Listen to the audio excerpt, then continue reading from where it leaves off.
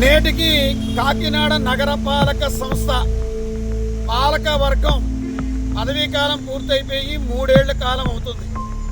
ఈ 3 ఏళ్ల కాలంగా కాకినాడ నగరపాలక సంస్థని పూర్తిగా నిర్లక్ష్యానికి వదిలేశారు.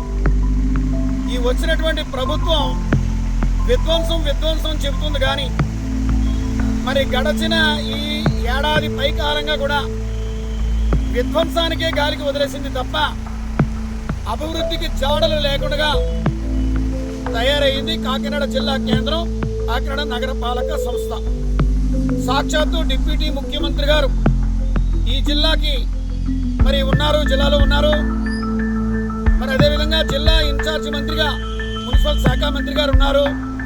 కానీ కాకినాడ నగరంలో ఎక్కడ చూసినా మురుగు పారుదల లేదు, కళ్ళబట్లు కృంగిపోయి ఉన్నాయి, అవుట్లెట్స్ లేవు.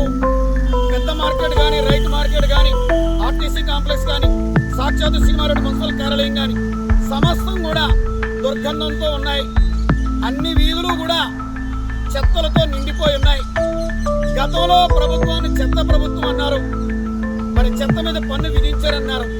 ఇప్పుడు చెత్తలు తరలించే ప్రభుత్వంగా ఏమాత్రం కూడా చర్యలు లేవు. మరి కాకినాడ నగరపాలక సంస్థకు సంబంధించి గత 2 ప్రభుత్వాల హయాంలోనూ కూడా ప్రభుత్వం ఇతర ప్రభుత్వ శాఖలకు వాడుకున్నటువంటి నిధుల్ని వెనక్కి ఇవ్వలేదు.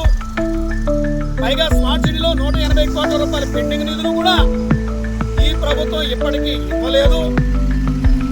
కేంద్ర రాష్ట్ర ప్రభుత్వ కార్యాలయాల బకాయిలు 70 కోట్ల రూపాయల పెండింగ్ ఉంటే వాటిని విడుదల చేయలేదు. 3 ఏళ్లుగా ఎన్నికలు లేకపోవడం వల్ల 30 కోట్ల రూపాయల ఆర్థిక సంఘం నిధులు రాలేదు. మరి ఈ విధంగా ఉంటే కాకినాడ పక్షపాతం వచ్చినట్టుగా అచేతన స్థితిలో ఉంది. కమిషనర్ గారికి కానీ, సిటీ ఎమ్మెల్యే గారికి కానీ, రూరల్ ఎమ్మెల్యే గారికి కానీ, కాకినాడ ఎంపీ గారికి కానీ, రాజ్యసభ సభ్యుల గారికి కానీ మరి ఎవరికి కూడా ఇక్కడ ఒక సమన్వయ వైఖరి అనేటువంటిది లేదు. అదేవిధంగా 2 ఎమ్మెల్సీలు కూడా ఉన్నారు.